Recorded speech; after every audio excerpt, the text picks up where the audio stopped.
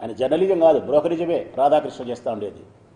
నిన్న శనివారం రోజు ఆంధ్రజ్యోతికి సంబంధించిన ఏబిఎన్ ఆంధ్రజ్యోతికి సంబంధించినటువంటి ప్రతి శనివారం రోజు ఏబిఎన్లో వస్తుంది వీకెండ్ స్టోరీస్ అని. అందులో నిన్న రాధాకృష్ణ గారు మాట్లాడిస్తారు.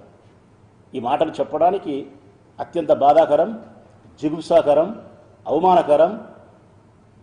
అంతకు మించిగా పెద్ద పెద్ద పదాలు ఉపయోగించలేకపోతున్నా నేను.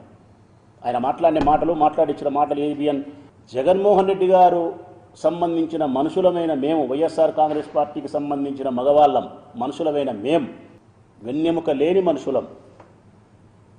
జగన్ పిలిచి వైఎస్ఆర్ కాంగ్రెస్ పార్టీ మనుషులమైన మమ్మల్ని ఈమె నీ భార్య కాదు, ఈ రోజు నుంచి నీ భార్య నీ చెల్లెలతో సమానం అని జగన్ చెప్తే, ఉదాహరణకు నేనే ఉండా, రాచమల్లు ప్రసాద్ రెడ్డిని పిలిచి జగన్మోహన్ రెడ్డి గారు, అన్నా 33 సంవత్సరాలు వివాహం చేసుకునే నీ భార్యతో ఇన్నాళ్ళు పవిత్రమైన బంధాన్ని కొనసాగించినావు, ఈరోజు నేను చెప్తానా ఈమె నీ భార్య కాదు, ఈమె నీ చెల్లెలుగా భావించు అని అంటానే,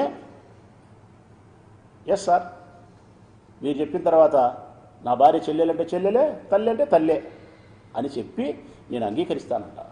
నేనంటే నేను కాదు, యావత్ వైఎస్ఆర్ కాంగ్రెస్ పార్టీ మనుషులమందరం, మగవాళ్ళమందరం. అంతటితో ఆగలే. మా భార్యను 30 సంవత్సరాలు పవిత్రమైనటువంటి బంధంతో దాంపత్య జీవిత ప్రయాణాన్ని కొనసాగించిన మేము జగన్ చెప్తానే డూడు బసవన్నని తల ఊపి మా వెన్నెముక సచ్చి కరెక్ట్ సార్ చెల్లెలే అని అంగీకరించి, ఆ తర్వాత నీ భార్యను చెల్లెలుగా భావించి ఇవి పరాయి పురుషులతో వివాహం చేయని చెప్తానే మేము పరాయి పురుషులతో వివాహం చేస్తామంట.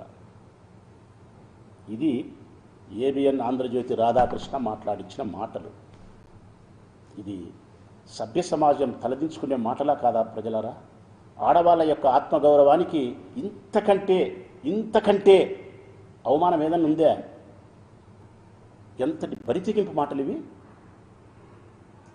ఖండకావరంతో కొవ్వెక్కి కళ్ళకు మదమెక్కి ఏబిఎన్ రాధాకృష్ణ గారికి ఇంత అనుచితమైన మాటలు మాట్లాడుతున్నాడు.